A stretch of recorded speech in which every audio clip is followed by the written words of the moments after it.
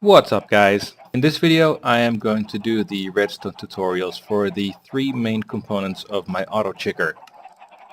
I'm not a redstone expert, but I just thought I'd explain how these work, and maybe you can learn something, or maybe you just think it's interesting. So the three components we are covering is the dropper auto trigger. So whenever an item's in a dropper or a chest, it gets pumped out automatically. The item sorter, and the cannon itself. So let's start with the dropper auto trigger. To build this system, it's really quite simple. You put down your dropper or your dispenser. It also works with chests. We'll do them at the same time. And we use a redstone comparator. Redstone comparators, detect if there's anything inside. And the more items inside, the stronger the signal gets. So now there's no signal coming out. With a single item inside, we get a little bit of redstone output, and we'll put in more items. Hold on, that doesn't work that way. We'll need to do this. There we go. Now that signal is way stronger, right in that chest. And same with this. We'll put in a single item here just to get a little bit of a signal right here. Then what we'll do is use a redstone repeater off of this corner right here. That will put that signal out to full strength. So that we'll finish one right here, and we'll get rid of this because we don't need it. Then we'll put that full strength signal back into the comparator, because look, now it's already blinking, because a full strength signal into a weak signal coming out of a comparator blocks it. So that signal comes out, gets amplified, and blocks itself. So that signal that comes out gets blocked and turns off, and then it unblocks itself. That's how you get that little tick going. And then you just put that same tick into there, and it spits the item out. So whenever you put some items in, they get spit out nicely. And with the chest, they don't get spit out, of course, but it's exactly the same mechanic. You take a little repeater out, back into it. I didn't mean to click that. And that's all you need. Now you can hook this up to your little alarm, and it's with a redstone lamp or a note block, and it'll be ding ding dinging away until you take everything out of the chest, which is going to take a while. There's too much. It's not going to fit in my inventory. Crap. We'll have to. Where's that little trash icon? I don't remember how to trash stuff. Anyway, the point is right here, when there's nothing in that chest, we'll just do this and put an empty chest here. When there's nothing in the chest, it won't do anything. When there's something or anything in that chest, you get a little alarm coming off. Take the thing out, alarm stops. So that is the little automatic ticker-majigger. We'll call that a ticker-majigger. With a full stack, it'll just spit them out. Same with dispensers, all that. Alright, let's move on to the next contraption. So here we have the sorting system. It's a bunch of hoppers and comparators, and let's show you how this works. To start off the sorting system, we'll make a little hopper train first, 3 blocks high. We'll just get a little bit of space here.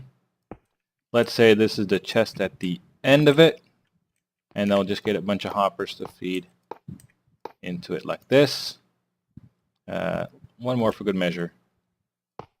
And this is the chest on top. That is the feeding into chest. So now we got a bunch of hoppers. Whenever we put anything into this chest, it'll just go along this hopper train into this chest at the end. Right, so to start sorting items out, let's start off with building a little platform underneath it. Right here. So what we'll do is first we'll build a little hopper. Let's get rid of most of this. These are all temporary blocks that are going to go away. We'll build a little hopper that's facing into this block over here. We don't want it to face, we want it to be able to stack as many items in a row as we can. And it's either got to face this way or the other way. I want to make it face this way. We don't facing into other hoppers that are going to be next to it. And then this hopper, we're going to fill it with some special items. So we'll need an anvil. and we'll take a stack of, let's say, redstone dust, and we'll name it blockers, or just blocker, right? So now we got a whole stack of items called blocker. The interesting thing is with these guys, you put redstone dust, you can put redstone dust on top of it, but if you put a blocker, you cannot stack it with other redstone dust or any other item unless it is also a blocker. So these are our blockers. I'm going to put them in the corner here. So here, okay, blockers, we'll put 4 blockers in, and then we'll take half a stack of the item we're trying to sort out. In this case, we're going to start off sorting out orange wool. So now the way this works, hoppers below hoppers, even if the hoppers are facing in a different direction, they're going to still try to pull items out. But now the only items that are going to be able to be pulled out are blockers. So if you put blockers in there, it's going to mess up the system. That's why don't put your named items through your sorting system. And then orange wool. Since this is not a full stack, more orange wool can stack on top of it. So let's, whoops, that was a nice little placement right there. Let's build this out a little bit further. Just remember this kind of T shape with a block on the end. That's kind of the only items we'll need right there. And oh, I keep doing that. Hold on. We'll need a chest on the end. This is where the items that get sorted out, in this case the orange wool, will get pulled into this chest. Now look what's happening. Everything is going to get pulled out from the left, starting with the orange wool on the left. Going to get pulled out and go into this chest. Great. It's not really what we want. So what we'll do, we'll power this hopper that's going to be right underneath here with a redstone torch. This redstone torch powers this block and the hopper that's right next to it. So we can put a hopper down into that chest. It's powered, so it's not pulling any items, and these items are still in here. That's good. Now what we want to do is use comparators to check for the amount of items.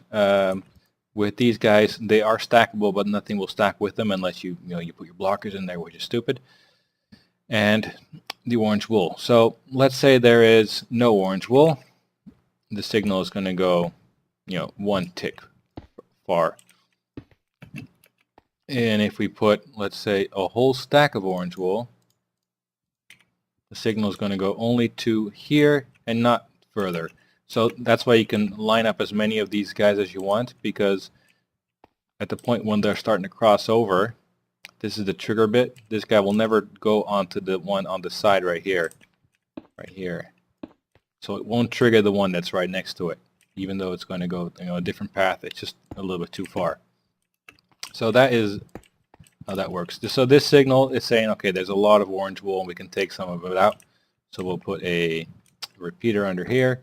That repeater is sending the signal into this block and turning off this torch, which is allowing this comparator to now suck items out. It's going to suck the first item out, and that's the orange wool. It's going to leave 41 items. At 41 items, the signal is just not strong enough to get to the end here to disable this torch. But it's pulled out 22 orange wool items. So we can put, let's say, some blue wool and some orange wool in here. Kind of mix it around a bit. There we go. The orange wool is coming into this chest. I guess we put 7 orange wool in there. We'll check the chest at the end here. That should have our blue wool.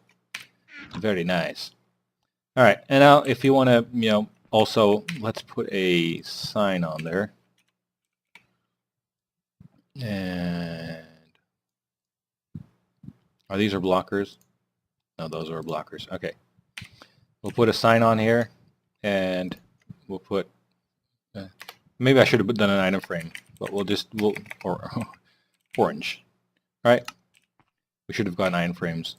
Should I just get item frames right now? I'm in creative mode. Item frame. Okay. Bye-bye. Item frame. Orange wool.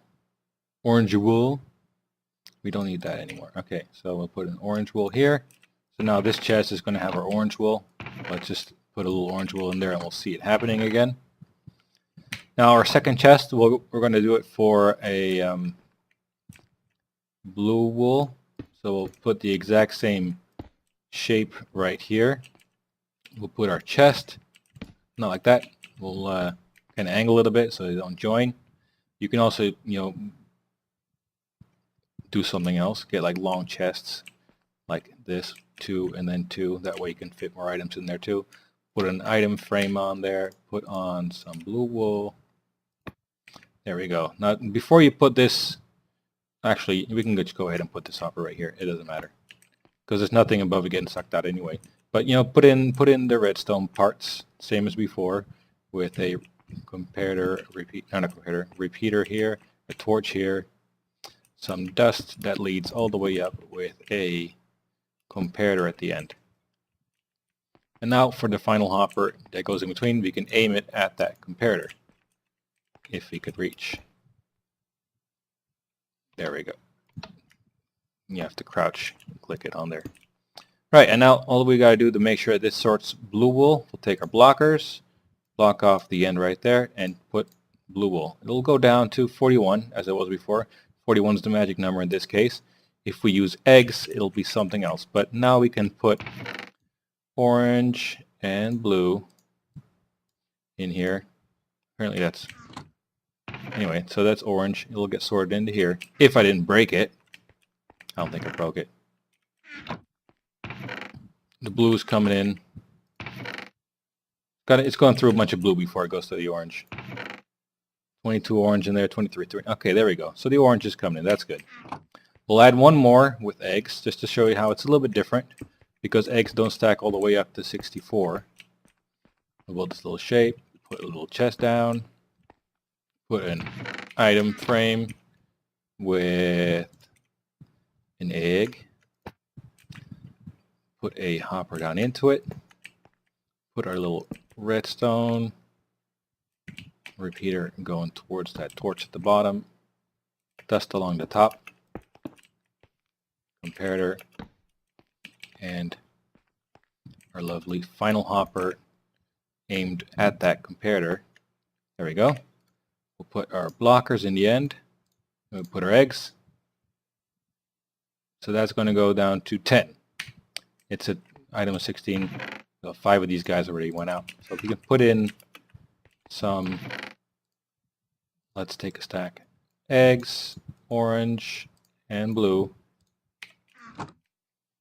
We'll see that the orange is going to go in here, blue in here, eggs in here. And whatever didn't match, we'll get into this chest at the end. So if we put in the observer and a bit of regular redstone dust and the item frame in the chest, that should not end up in any of these chests right here. It'll end up in the end here. Right, so that is an item sorter. You can keep going as long as you want with this stuff. So after the eggs get sorted out, they all get fed into here, into this dispenser, which is the cannon. And you'll see here a comparator and an observer, and there's a torch up here and a lever down here. So let's see how that works. So the cannon works by using a simple hopper clock. You put down a temporary block and a hopper facing it. Get rid of that temporary block and face the other hopper towards it. Put a single item inside, and you'll see it pop in and pop out. It's just bouncing back and forth right now. Now you could put you can put a comparator right here. It'll turn on and off. Whenever that item comes in, it turns on, and the item leaves, it turns off again. You could put right now your dispenser on the end. Right, I guess it's facing, there we go. And it's, pumping out whenever an item enters this hopper, it shoots an item out. So we'll put in, let's say, a stack of 5. 1, 2, 3, 4, 5. Now kind of just remember that speed, because we're going to double it by using an observer. We'll take the observer and put it here like this. So now that observer is monitoring the change of this comparator. So whenever it turns on, it sends out a signal, and when it turns off, it sends out another signal. So basically it's doubling You can hear that. 1, 2, 3, 4, 5. This is basically double as fast as the other one before it. So that is wonderful. Now this is the cannon done basically. The only thing we need to do is the mechanism to turn it off. And that works two parts. So first of all, right now it's empty and it's making a lot of clicking noise. It's pretty annoying. So we'll put a comparator off to the side, which will detect if there are any items or if there aren't any items. So right now there aren't any items. The comparator is off. We put a torch on top, which will be on. If we put some items inside, the comparator turns on, which turns off the torch. Then we'll take the signal of this torch and we'll bring it right along here on top of these. There we go. So now the torch is on, the signal on, powering these hoppers, prevent the item from bouncing back and forth, so it's just sitting there, which means now that if there's no items here, the clock is disabled and it stops firing. We put something inside, it'll start firing again. When it's empty, there's one little click on the item, who cares? That was the last item, and it stops it. And then finally, there is a little lever where I can manually also turn it off or on, off and on. And that's the same thing, except instead of using a comparator here, I just have a lever. So I have a lever. I put it right here. So now both torches are on. It's basically an AND gate, or inverse AND gate. So now if either torch is on, it's going to block the clock. So if I take this lever, it's going to turn off one of the torches, which means I'm allowing it to be active, but there's still no items inside. So I can put some items inside, and it'll start firing. And then this torch turns on again, which disables it. So it's like an OR gate, I guess. If this one or that one is on, it's disabled. So I'll turn this one on, turn this torch on, which also disables it. Now I can put items inside, and it's not going to fire them. But you can see this torch turned off. So now if I turn this torch off too, clock on, and items fire. Alright, well, that was it. The last contraption. Thank you very much for watching. If you have any questions, you can put them in the comments. And I hope to see you in the next video.